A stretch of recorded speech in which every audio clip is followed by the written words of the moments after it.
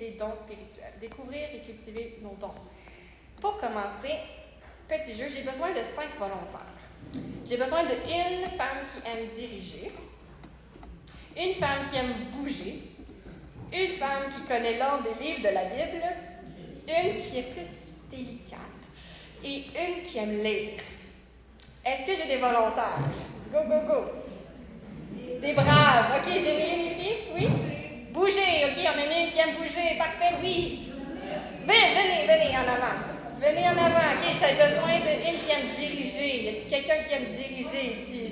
Est-ce que vous connaissez quelqu'un qui aime diriger que vous pouvez inviter? Venez en avant. Myrlène, tant qu'à faire, oui, le temps Myrlène. Une qui connaît l'ordre des livres de la Bible. Jackie. Elle connaît pas l'ordre des livres de la Bible? Suzy.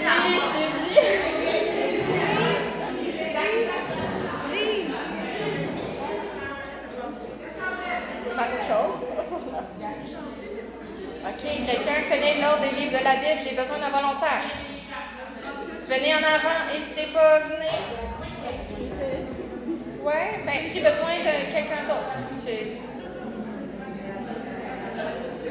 OK, Myrlène, est-ce que c'est pour diriger ou pour l'ordre des livres de la Bible? Tout. OK, elle est un vrai bouge-trou, là. OK, ici on a une autre, c'est quoi? Vous allez faire quoi? Prier, vous l'avez dit prier, diriger ou prier? Non, j'ai déjà prié. Alors, j'ai besoin d'une qui aime diriger, une qui aime bouger, on en a une qui connaît l'ordre des livres de la Bible. Jackie! Suzy! Non, mais Myrlène connaît l'ordre des livres de la Bible. Et vous, madame, vous dirigez, parfait. Et il me manque une qui est délicate. Je voulais dire, genre, qui ne va pas déchirer les pages d'une Bible, mettons. OK, est-ce que j'ai une femme délicate qui veut venir en avant? Ah oui, parfait, venez, parfait. OK. Donc, ce qu'on va faire, c'est que j'ai besoin que celle qui aime bouger ferme les yeux. Ah, faut que je ferme les yeux? Ouais, vous allez fermer les yeux. C'est un jeu de confiance aussi. J'enlève mes lunettes. OK, parfait. Et voici, là vous avez les yeux fermés. J'ai ici dans ma main un objet que vous connaissez. Je vais aller le mettre quelque part. Puis mon ami qui aime diriger va devoir diriger notre ami pour aller chercher l'objet puis le ramener.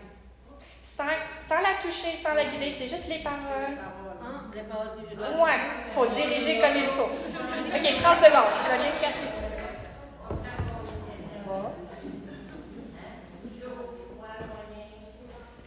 Je la touche pas. OK, parfait. Vous la touchez pas, mais vous la dirigez pour aller chercher l'objet et la ramener à la personne qui est délicate. Vous fermez les yeux. OK, allez-y. Marchez droit devant On vous. touche pas. Ouais. Droit devant vous. Oui, ils sont fermés. C'est très bien. On fait confiance. On fait confiance. Martine. Ouais. Ne vous touche pas là. Droit. Vous marchez droit devant vous. Attention, Marche, Martine, on s'en va. Plus vite, Martine, tu vas pas ça.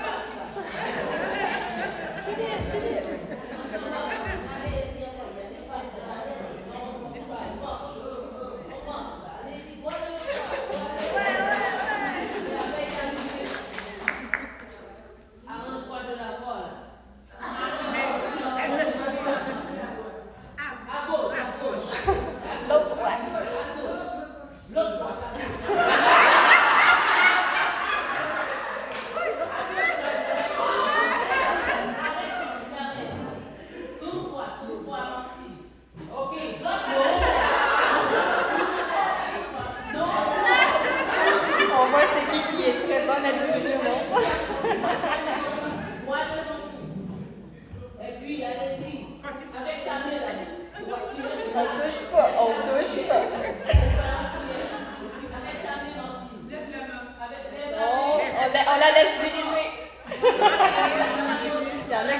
réflexe de diriger, là. Ça lui fait de quoi, voir ça? Penchez. Ok, oui, en arrière. Oui, en arrière. Lève la main plus haut en arrière. Derrière la chaise, Martine. Derrière la chaise. Non, lâchez pas. Lâchez pas, Martine. Vas-y, t'es capable, vas-y. Ouais, on encourage. Ok, il faut la ramener.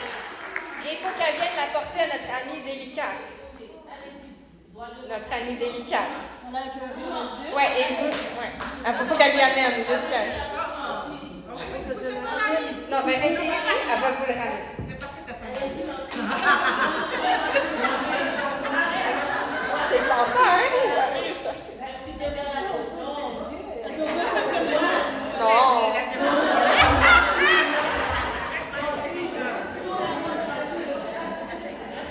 Très bien. On continue. Très bien.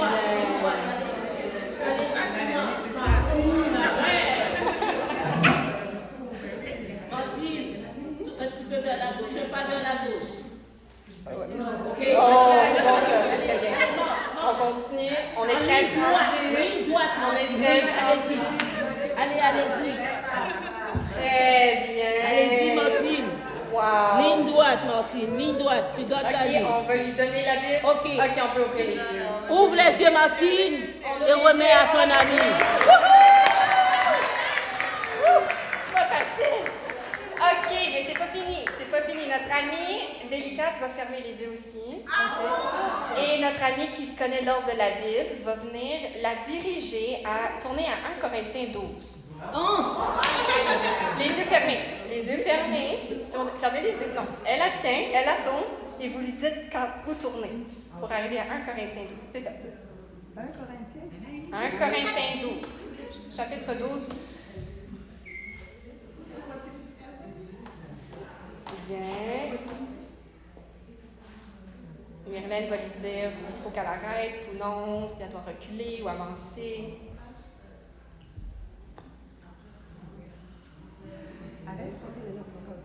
Ok, elle continue, elle arrive. Ouais, les pages de la Bible sont un peu collées, là. Il y a des petits onglets.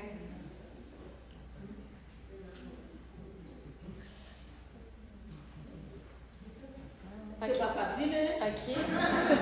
Oh, elle est presque dans le bon livre maintenant. Il faut arriver au chapitre 12. Et après ça, il faut mettre son doigt au verset 14. Hey, c'est pas facile, hein? Je vous demande beaucoup ce soir. Mais vous êtes très bonne à date, je suis impressionnée. Et là, le doigt est sur le verset 14. Verset 14. Chapitre 12, verset 14. Et notre amie qui aime lire va venir s'approcher, puis elle va nous lire. Elle va C'est la venir. plus facile. Ben, ouais, Avec les yeux fermés. venez ici au micro. Et là, ici, 14 à 20. Oh mon Dieu, est-ce que je peux déposer? Oui, c'est là ici. Alors, j'ai la partie la plus difficile. Donc, 1 Corinthiens 12, versets 14 à 20. Un corps n'est pas composé d'un membre ou d'un organe unique, mais de plusieurs. Si le pied disait « Puisque je ne suis pas une main, je ne fais pas partie du corps », n'en ferait-il pas partie pour autant? Et si l'oreille se mettait à dire « Puisque je ne suis pas un œil, je ne fais pas partie du corps », cesserait-elle d'en faire partie pour autant? Si tout le corps était un œil, comment ce corps entendrait-il? Et si tout le corps se réduisait à une oreille, où serait l'odorat? Dieu a disposé chaque organe dans le corps, chacun avec sa particularité, comme il a trouvé bon. Car il y en avait en tout et pour tout qu'un seul organe, serait-ce un corps? En fait, les organes sont nombreux, mais ils forment ensemble un seul corps. 21 aussi. C'est pourquoi l'œil ne saurait dire à la main, je n'ai pas besoin de toi, ni la tête aux pieds, je peux très bien me passer de vous. Merci. Merci, on peut applaudir nos sœurs. Vous pouvez aller vous asseoir. Merci.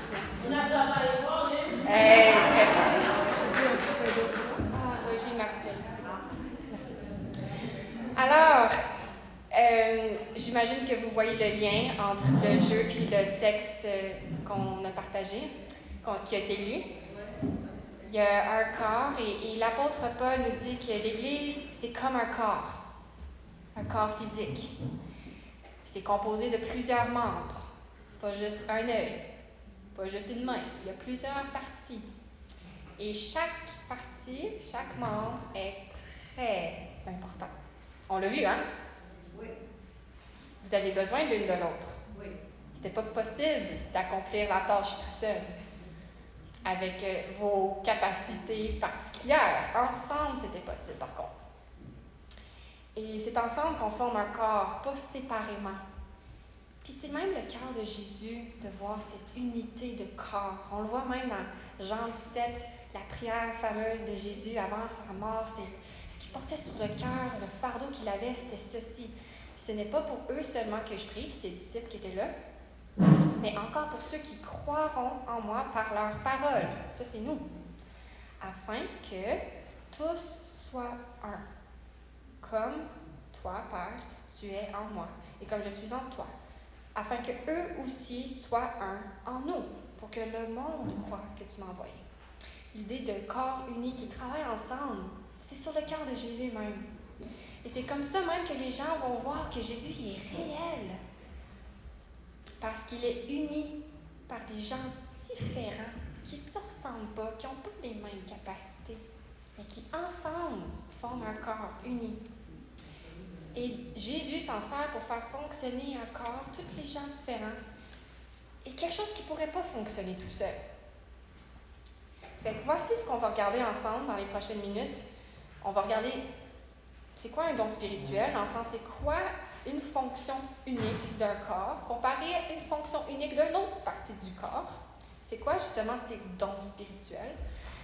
C'est quoi ensuite les dons principaux? C'est quoi les dons principaux qui sont présentés dans les Écritures? Ensuite, c'est quoi exactement le but? C'est pourquoi qu'on a des dons spirituels? Ça sert à quoi? Ben, on va regarder ça ensemble. Et enfin, on va terminer avec comment on fait pour discerner ces dons, pour savoir c'est quoi ma place dans le corps de Christ. Et demain, on va regarder plus ensemble comment on peut redonner aux autres, une autre génération, ce qu'on a reçu. C'est bon? Alors, premièrement, c'est quoi un don spirituel?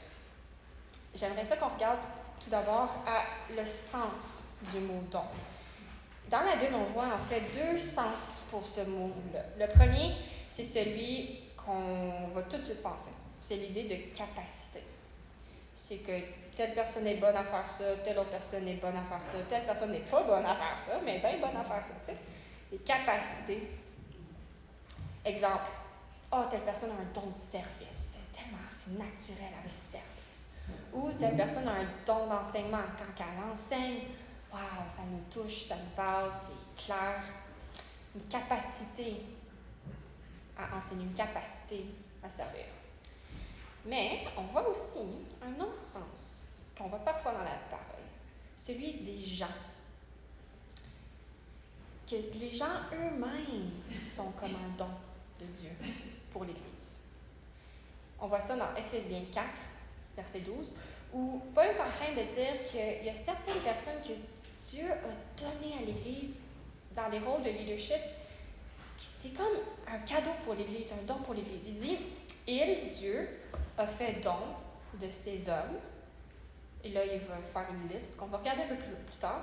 Mais ces hommes, pour que les membres du peuple saint soient rendus aptes à accomplir leur service en vue de la construction du corps de Christ.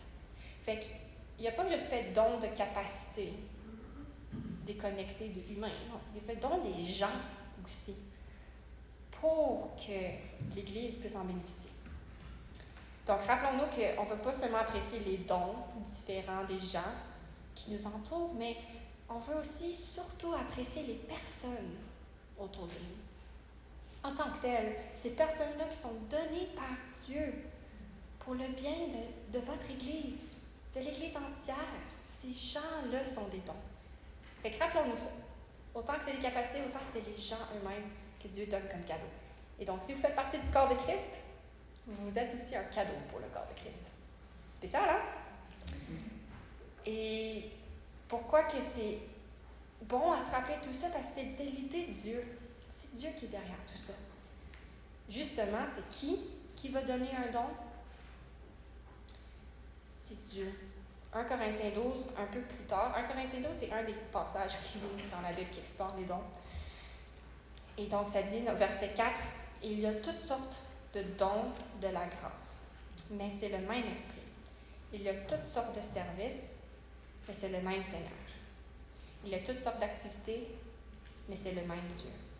Et c'est lui qui met tout cela en action chez tous. » C'est lui, là. C'est pas moi qui fais « OK, là, j'ai un don de service. » Là, j'ai un don d'enseignement.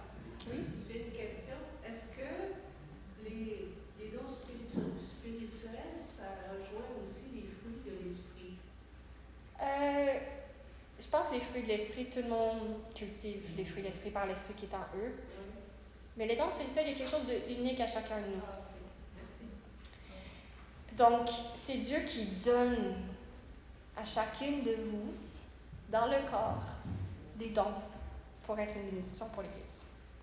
Donc, les dons sont plus que des capacités naturelles, mais c'est des capacités que l'Esprit donne. Donc, si on dit « Ah ouais, elle est tellement bonne naturellement et non croyante, puis elle est très serviable », mais c'est pas tout à fait nécessairement la même chose qu'un don spirituel de service que l'Esprit te donne, puis là, en tant qu'enfant de Dieu, en tant que chrétienne, celle qui a décidé de suivre Jésus, et il le donne, et c'est Jésus qui est à la tête du corps, c'est lui qui dirige comment ce don-là est appliqué.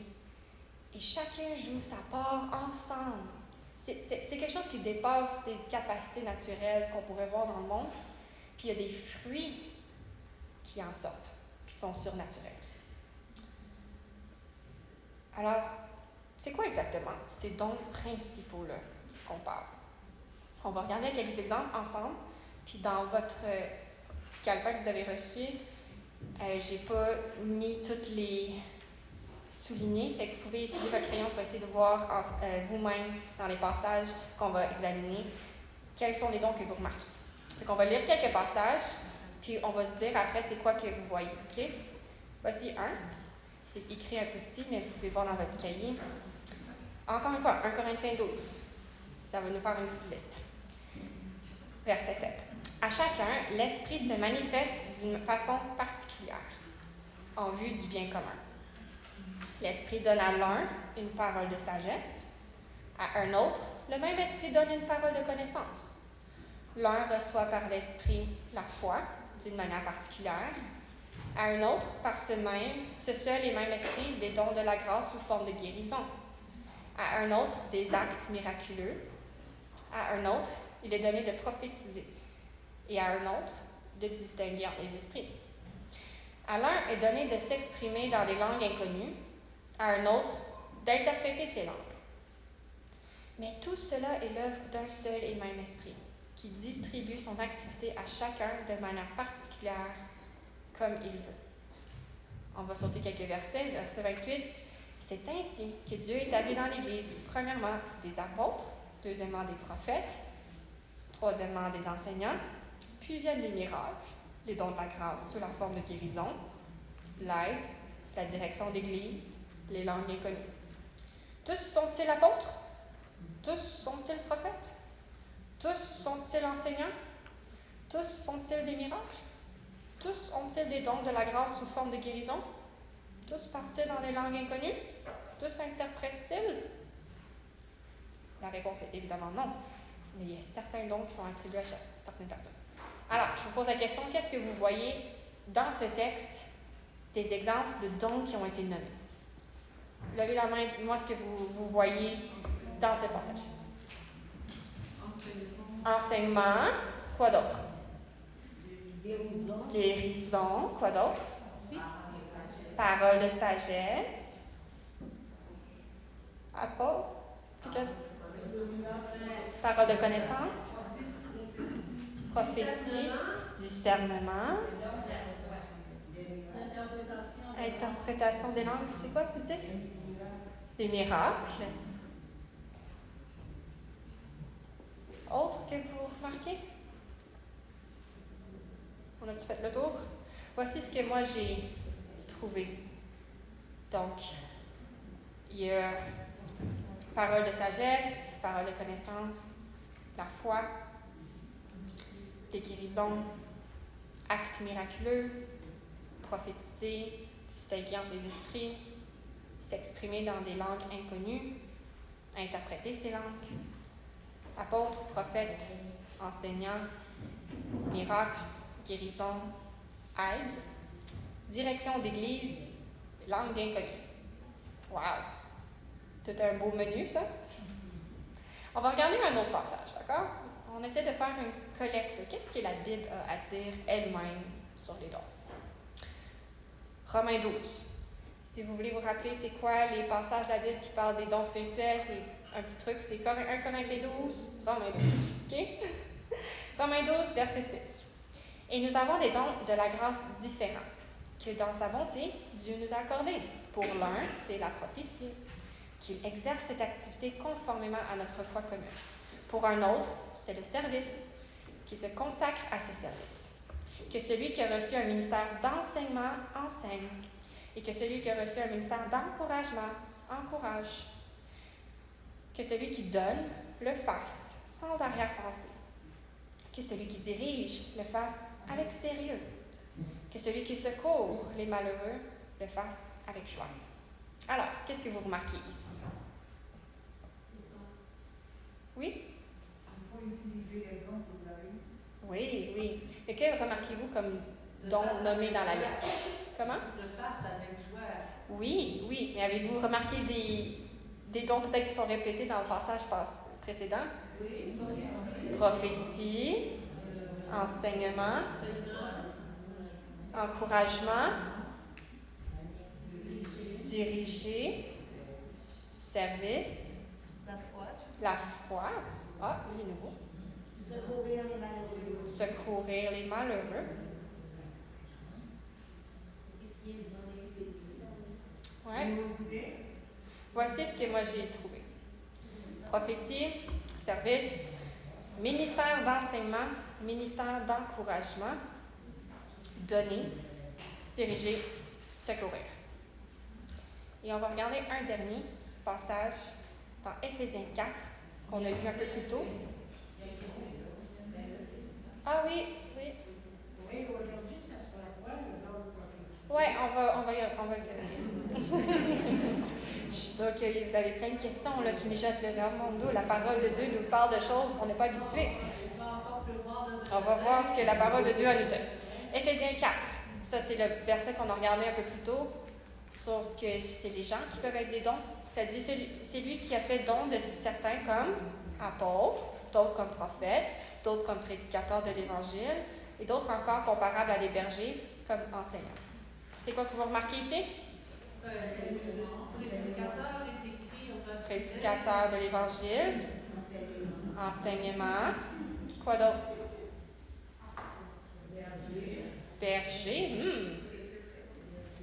J'en vois deux autres.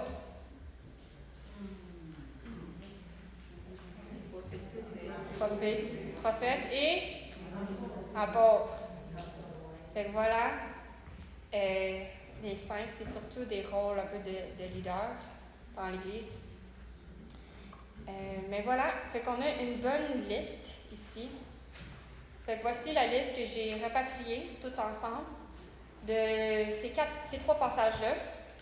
Et là, la question se pose, est-ce que c'est une liste exhaustive? Est-ce que ça fait tout le tour de tous les dons possibles? Puis s'il dépasse ces dons-là, c'est pas un don? Ben, honnêtement, il y a des débats là-dessus. Il y en a qui disent, non, on se limite seulement sur ce que la parole dit, puis on peut pas dire que quelqu'un a un don spirituel de musique parce qu'il est pas dans la liste. Il y en a d'autres qui vont dire, mais non, quand telle personne a un don musical, puis Dieu sans sacrant Suzy utilise son don à Bulgarie, ça fait toute une différence pour ce peuple-là, tu sais. Mais c'est-tu Dieu qui est derrière tout ça? Est-ce que ça porte du fruit? Bref, juste vous dire qu'il y a des débats là-dessus. Il y en a qui vont aussi voir ça un peu comme, quasiment comme des tests de personnalité, genre. Là, j'essaie de voir où je suis, je vais faire un petit test. Puis il existe des tests de dons spirituels qu'on peut remplir, puis ça peut être très utile. Mais tu sais, rappelons-nous que c'est quelque chose de plus que des capacités naturelles. C'est des dons spirituels donnés par l'Esprit aux enfants de Dieu. C'est possible que Dieu va racheter des capacités naturelles, comme la musique peut-être, pour en faire des capacités spirituelles, dans le sens que ça porte du fruit éternel, du fruit spirituel. Dieu est derrière ça, c'est plus que ce qu'un humain peut produire par lui-même. C'est plus que des effets charnels qui sont impressionnants peut-être, mais qui sont finalement vides. Et c'est par nos propres forces, tu sais. C'est spirituel, c'est Dieu qui est derrière ça pour le bien du corps. Puis aussi, vous avez peut-être remarqué, puis il était question de certains dons dans cette liste-là. On les connaît un peu moins, ou ils nous semblent un peu plus impressionnants ou un peu sensationnels. Je les ai mis ici en rouge. Par exemple, s'exprimer dans des langues inconnues, parler en langue, interpréter les langues. Ou même l'apostolat. Qu'est-ce que ça veut dire exactement, apostolat? Ou la guérison. Ça se fait-tu encore? Les actes miraculeux. La prophétie, qu'est-ce que ça veut dire? Distinguer les esprits. Et il y a un autre sujet de discussion dans les milieux théologiques qu'il faut juste être au courant que ça se passe entre deux camps, on appelle les cessationnistes, les continuationnistes, où les cessationnistes croient que certains dons étaient là au début de l'histoire de l'Église, étaient là pour confirmer que voici vraiment l'Évangile est la bonne nouvelle envoyée par Dieu, Jésus est le Messie, ça confirme le message par des guérisons, par des actes miraculeux, puis c'est des dons un peu plus « wow ». Mais maintenant que l'Évangile se répand dans le monde, c'est plus tant nécessaire. Ça, c'est un point de vue. Et il y en a qui ont apporté... Bon, ils tiennent à ce point de vue-là parce que parfois, il y a des excès ou il y a des gens qui vont pratiquer vont faire certains trucs qui vont dire c'est des dons spirituels de miracles ou autres, puis ça devient très sensationnel, puis Jésus n'est plus le focus. Fait qu'ils se retirent de ça, de non, ça n'existe plus. On le voit moins dans les Écritures après que l'Évangile se répand. Mais il y a aussi l'autre camp qui s'appelle continuationniste ou qui croit que ces dons-là peuvent exister encore aujourd'hui. Peut-être qu'on les voit moins dans certains contextes, mais dans d'autres régions du monde où l'Évangile n'est pas encore pleinement répandu, ils peuvent voir ces dons-là, ou même encore dans nos milieux à nous, mais qu'on manque parfois de foi pour expérimenter pleinement. La guérison. Oui, par exemple la guérison ou d'autres.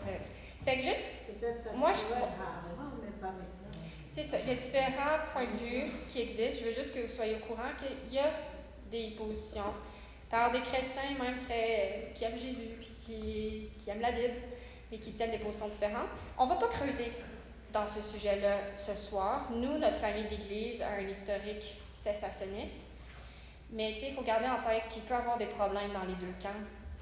Il y en a les camps plus cessationnistes, qu'on va comme... Parfois, on va limiter le Saint-Esprit dans ce qu'il peut faire, parce qu'on a parfois peur de trucs trop flyés. Parfois, on manque de foi. Parfois, on peut manquer de foi. Exact. Puis, les problèmes parfois avec les continuationnistes, c'est que parfois, ils sont trop impressionnés par ce qui est comme spectaculaire. Puis, quand on voit les exemples de guérison dans la Bible ou les miracles, c'était jamais un spectacle. C'était vraiment pour la gloire de Dieu. Mais en tout cas, je veux juste on ne va pas creuser dans le sujet plus que ça, mais je veux juste qu'on garde en tête que c'est dans la parole de Dieu, c'est là. Mais en gros, si on peut regarder certains de ces dons-là, l'enseignement, de prendre la parole, d'expliquer la parole aux gens pour qu'ils puissent l'appliquer à leur vie. La foi, être capable de prier et croire que Dieu dit, ce que Dieu dit dans sa parole, c'est vrai, puis ça s'applique à nos vies. S'exprimer dans des langues inconnues, partager l'Évangile d'une manière surnaturelle pour que d'autres personnes puissent la comprendre, mais dans l'ordre, et interpréter ces langues pour que ça puisse édifier d'autres gens.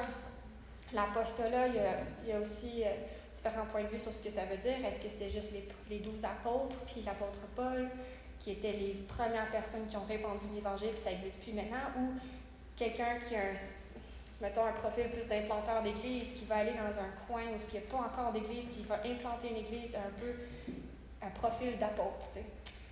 Il y a différents points de vue là-dessus. L'aide, fait que venir en aide aux gens, les secourir, les appuyer. Direction d'église, d'être plus dans le leadership. Pas tous les gens qui sont dans la direction de l'église sont des enseignants naturels, mais qui peuvent parfois avoir un don de vision. Fait que parfois, il y a une distinction entre ces choses-là. La guérison, fait que c'est évident, on a une guérison souvent physique, mais parole de connaissance, c'est des gens qui connaissent très bien, avec sagesse aussi, parole de sagesse, connaître la parole puis savoir comment l'appliquer, c'est pas distinct. Il y en a qui savent très bien ce que la parole dit, puis d'autres savent très bien comment l'appliquer. Actes miraculeux de tout genre. Prophétie, ça aussi, il peut y avoir différentes façons de le voir. Il y en a qui le voient vraiment comme tu prédis l'avenir. On voit beaucoup de ça dans l'Ancien Testament. L'Éternel dit, si vous ne vous repentez pas, telle chose va arriver, blablabla. Si vous vous repentez, telle bénédiction, prédisent l'avenir un peu. Mais il y en a qui voient la prophétie aujourd'hui comme prendre la parole de Dieu puis de l'appliquer à la vie de quelqu'un. Tu sais, la parole dit ça, puis dans ta vie en ce moment, tu as besoin de cet encouragement-là.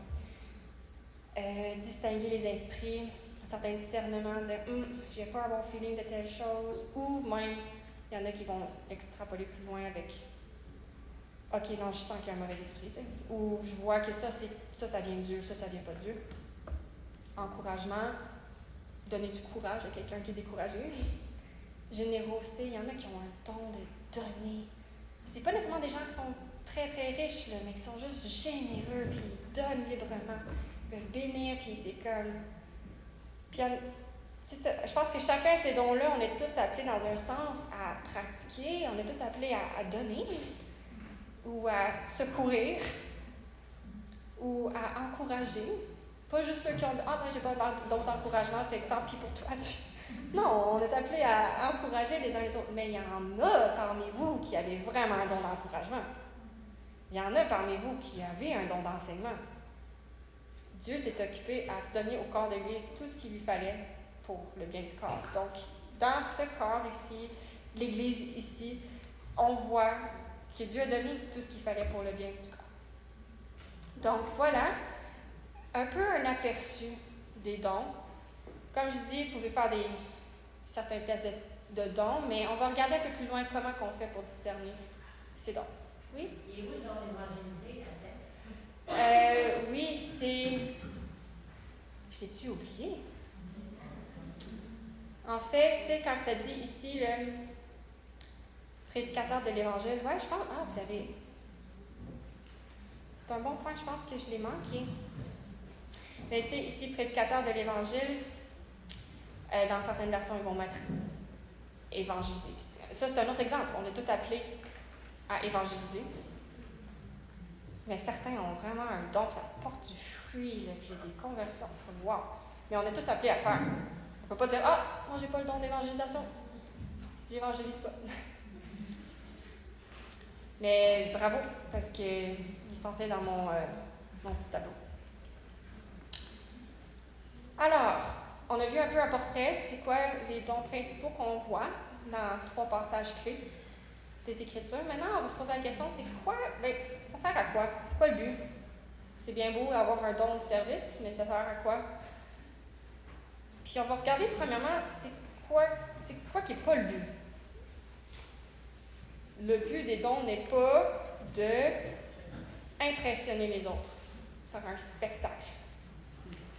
C'est là où il faut faire attention. C'est pas je veux un don sensationnel juste parce que c'est le fun, parce que les gens sont impressionnés. Puis là, je reçois une sorte de gloire humaine, puis là, ça nourrit mon orgueil. Non, c'est pas ça le but. C'est pas pour être impressionnant aux yeux des gens.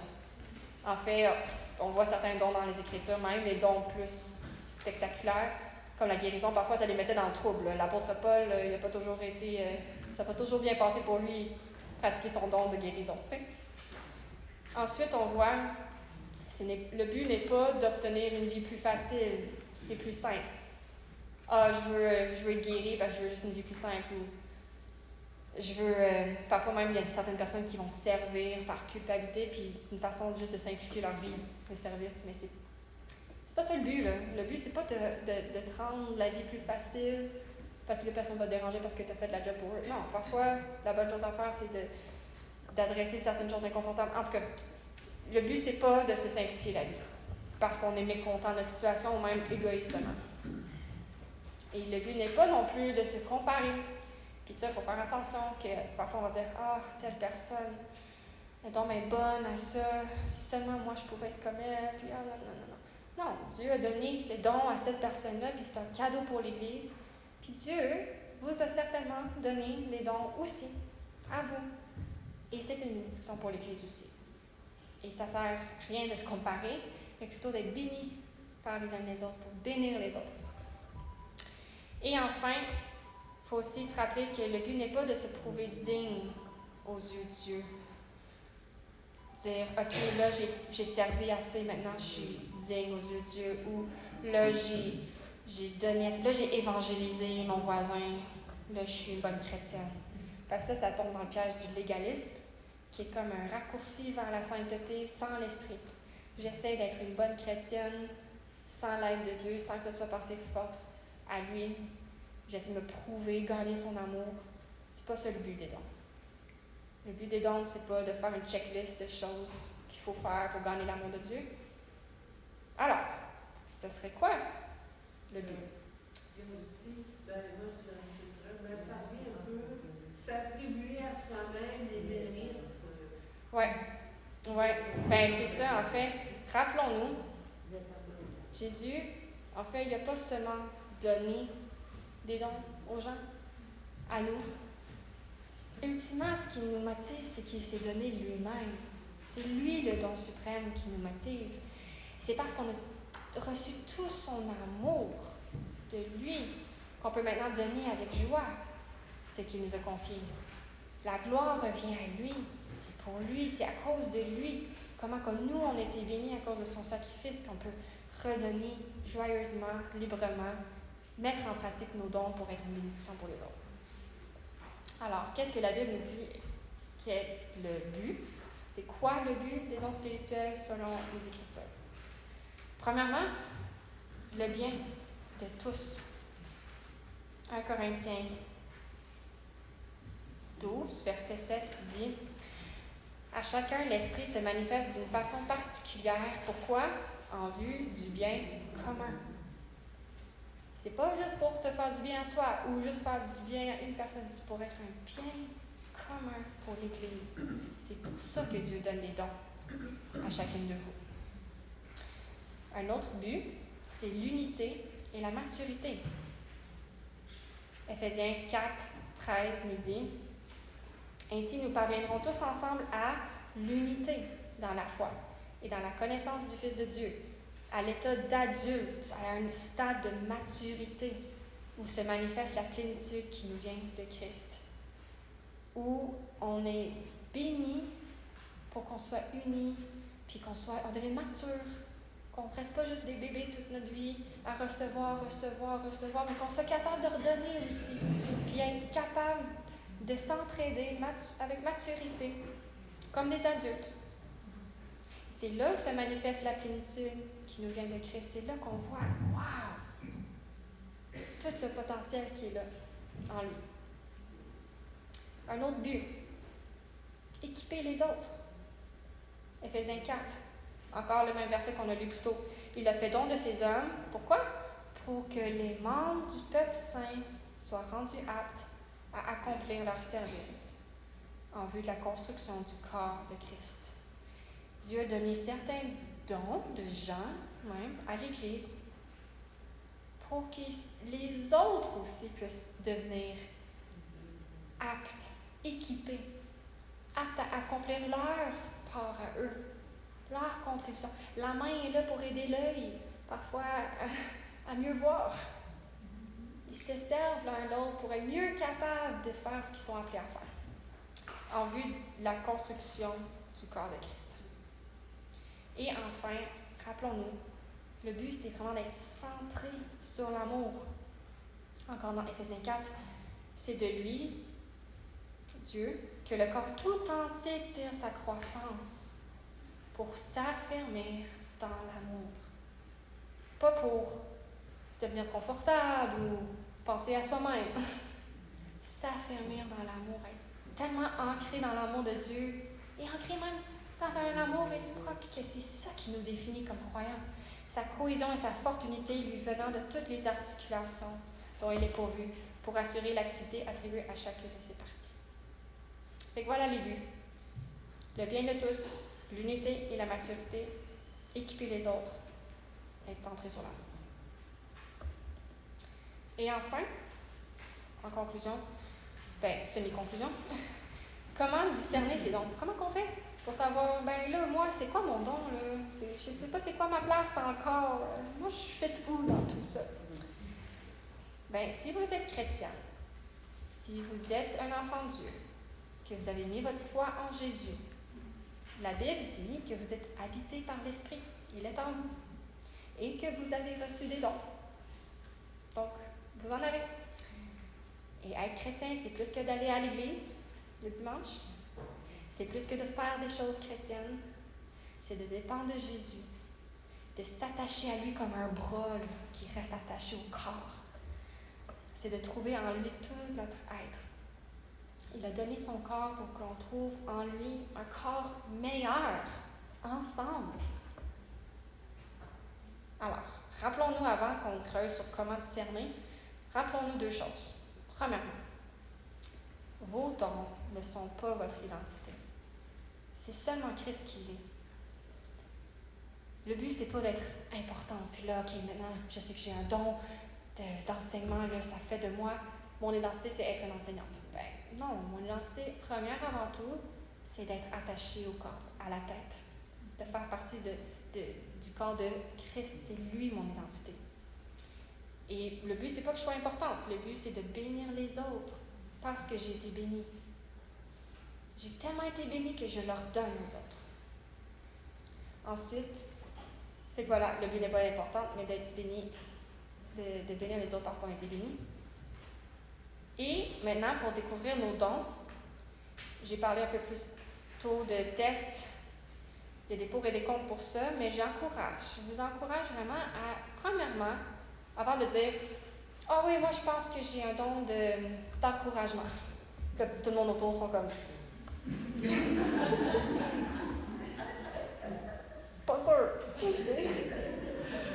Peut-être commencer par demander votre entourage, vos amis, votre famille, même votre pasteur. Qu'est-ce que vous voyez en moi comme... Est-ce que vous remarquez quelque chose? Un peu comme notre exercice qu'on a fait tantôt, là. Il y en a qui disent « Ah, telle personne est bonne à ça, telle personne est bonne à ça. » Puis si vous avez la chance de dire à quelqu'un d'autre que vous remarquez un don, dites-le. Peut-être que ça va beaucoup l'aider. Je vais vous partager un exemple d'une fois, j'étais à l'école biblique Parole de vie Bethel, puis il y avait une de mes amies là-bas, Jessica, et on faisait une méditation entre filles, puis je sais pas pourquoi, pendant la méditation, je le regardais, puis j'étais comme, elle m'encourage tellement, Jessica, juste parce qu'elle est enseignante, puis elle veut apprendre, puis elle est peut-être pas la fille la plus, wow, impressionnante, mais vraiment là, le cœur à la bonne place. Fait que après la méditation, je suis allée la voir, puis je suis allée juste lui dire « Ah, Jessica, je voulais juste te dire que, tu sais, t'es peut-être pas comme... » Puis je sais pas pourquoi, mais dans ma tête, c'est sorti l'idée. T'es peut-être pas comme Karen qui, elle, là, quand elle parle, c'est comme une parole puissante, puis tout le monde est là « Wow! » Puis ça me touche, puis ça change ma vie, genre. T'es peut-être pas comme Karen, ou t'es peut-être pas comme Jeanne. Jeanne, c'était l'évangéliste là, qui parle de Jésus à tout le monde, puis qui est en feu, puis tout le monde est comme « Wow! Incroyable! » T'es peut-être pas comme Karen, ou t'es peut-être pas comme Jeanne, mais je trouve ça beau de voir que toi, t'es là, à cœur à la bonne place, que tu veux servir, puis tu veux grandir, et moi, ça m'édifie beaucoup. Puis t'es comme « Oh, merci beaucoup! » Bonne nuit. Et on s'est couché. Puis le lendemain matin, elle vient me voir, puis elle me dit « C'était vraiment bizarre hier parce que, genre, 30 secondes avant que tu viennes dans ma chambre pour venir me dire ça, j'étais justement en train de me dire « Oh Seigneur, pourquoi je suis pas comme Karen? Pourquoi je suis pas comme Jeanne? » Et là, toi, t'arrives et tu te dis « Hey, salut Jess, t'es peut-être pas comme Karen, t'es peut-être pas comme Jeanne, mais t'es toi, puis t'as ta place. » Puis elle me dit, ça m'a tellement encouragée. Puis moi, j'étais comme, wow. Je savais même pas que l'Esprit est en train de m'utiliser. Mais le fait qu'elle me dise ça, c'était pas comme moi qui ai dit, bon, je pense que j'ai un don d'encouragement. Mais il semblait vraiment, être confirmé par d'autres personnes. Il semble avoir du fruit, il semble être spirituel plus que juste. Fait bref, un petit exemple. Demandez aux gens, et n'hésitez pas de le dire aux gens quand vous le voyez. Parce que ça peut leur faire vraiment du bien. Une autre chose que j'encourage, c'est essayer différentes choses. Essayez de servir dans l'Église. Peut-être qu'il y a quelque chose de nouveau que vous n'avez pas nécessairement envie d'essayer, mais pourquoi pas l'essayer? Dites pas non parce que c'est quelque chose que vous n'avez jamais essayé. Vous pourriez peut-être être agréablement surprise. Je pense à une femme dans mon Église qui s'est fait inviter à enseigner à Sola Femme Scriptura, puis elle avait un peu peur, elle n'était pas certaine si elle était à l'aise de faire ce genre d'enseignement-là devant un grand public. Mais elle a accepté. Puis juste pour essayer et découvrir si elle était à l'aise et si ça pouvait peut-être être une bénédiction pour les autres. Puis elle s'est fait amplement confirmer par la suite que « Hey, mon Dieu, t'as certainement un don, là. » C'était fort, puissant, puis on est tous sortis de « Wow! » Mais elle n'aurait jamais découvert sans l'essayer, sans avoir dit oui. Fait que je vous encourage dès qu'il y a un besoin dans l'Église, si vous n'êtes pas trop habitués, certains d'entre vous, vous savez très bien c'est quoi votre don, t'sais. Mais il y en a d'autres entre vous que vous n'êtes pas trop sûrs, ben je vous encourage, dès que vous entendez qu'il y a un besoin ou dès que vous ouvrez les yeux, vous remarquez un besoin, je suis pas sûre si je serai à l'aise, ben pourquoi pas l'essayer? Ça fait pas de mal à personne. Puis au pire, vous allez voir que c'est pas sûr, puis c'est correct. Mais peut-être que vous allez voir que, c'est pas si pire, tu sais. Finalement, ça m'apporte beaucoup de joie, c'est une bénédiction. De oser sortir de sa zone de confort un peu. Et enfin, rappelons-nous qu'on veut gérer tout ça pour la gloire de Dieu. 1 Pierre, un autre passage, nous dit, dans le chapitre 4, verset 10, « Chacun de vous a reçu de Dieu un don de la grâce particulier. » Puis avoir reçu un don, ça ne vient pas sans responsabilité, en fait. Qu'il ou elle l'exerce au service des autres, comme un bon gérant de la grâce infiniment variée de Dieu. Que celui qui parle transmette les paroles de Dieu. Que celui qui sert accomplisse sa tâche avec la force que Dieu donne. Pas par sa propre force, par la force. Puis on a une responsabilité de le faire, de nous pratiquer nos dons par sa force. Agissez en toutes ces choses de manière à ce que la gloire vous revienne? Non. À ce que la gloire en revienne à Dieu. Par qui? Par Jésus-Christ, à qui appartiennent la gloire, la puissance pour l'éternité. Amen. Si Dieu confirme un certain don dans vos vies, la Bible dit que vous avez un devoir de le pratiquer. Et toujours, toujours, toujours pour la gloire de Dieu, par Jésus-Christ, qui est la tête du corps. Voilà, on va prier en conclusion. Seigneur, merci pour ta parole, merci pour ces dons que tu donnes à ton corps pour le bien de l'Église, la maturité, équiper les gens, centrer dans l'amour. Merci parce que chacune de mes sœurs ici, elles ont reçu de toi un don ou plusieurs dons pour servir et bénir l'Église. Je te prie pour celles qui savent c'est quoi, qu'elles puissent persévérer dans l'exercice de leurs dons, que celles qui ne sont pas certaines c'est quoi, mais qu'elles puissent essayer, découvrir et finalement s'épanouir en toi dans le service de ton corps. Et que tout ça puisse être à ta gloire, pour le bien de tous, pour montrer que tu es réel et un corps uni par toi. C'est tellement beau. Je te prie ces choses dans ton nom.